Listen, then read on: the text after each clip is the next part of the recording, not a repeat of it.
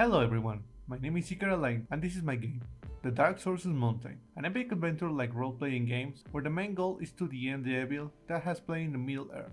The story that we follow in this one is inspired by campaigns that can live in more complex role-playing games, simplifying aspects but keeping others and providing a fun and played experience, being the following for a long time. Darkness and chaos range over the Middle Earth. Monsters and beasts roam to the village, leaving destruction and death. All this thanks to the Dark Sorcerer. But one day, tired of this situation, a group of heroes embarks on an adventure to the Sorcerer's castle, with the aim of putting an end to his reign forever, changing the destiny of the world.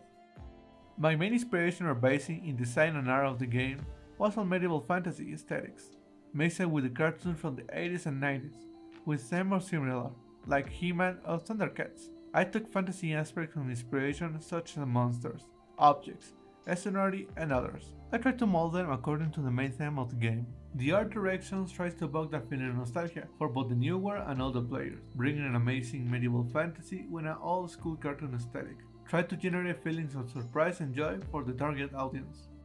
To start, we must select a character from the 4 available, then place in the starting line and put the all elements in accessible place. Then, we can start assigning turns to each player, determined by the dice roll. The player with the highest number will be the one start, followed by the other players with their respective numbers. To move, you only need to roll the dice. The number obtained for the roll is the number of boxes the player must move. There are 4 types of the boxes on the board, the most common being the empty one, but the other 3 will have elements that will help or obstacle the arrival to the sorcerer's castle. Among these there is the enemy, hellroom, and event.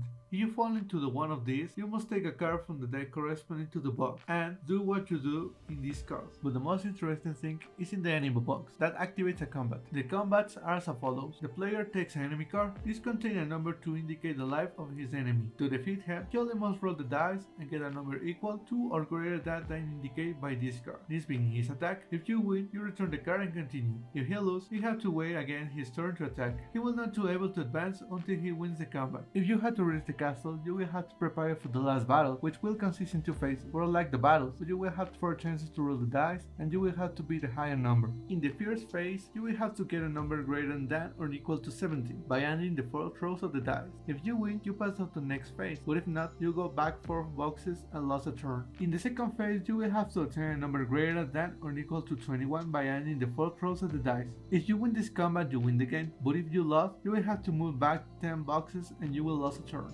Congratulations! By winning the combat, you have rid Middle Earth of the tyranny and evil of the Dark Sorcerer. The game may end at that point if desire or continue.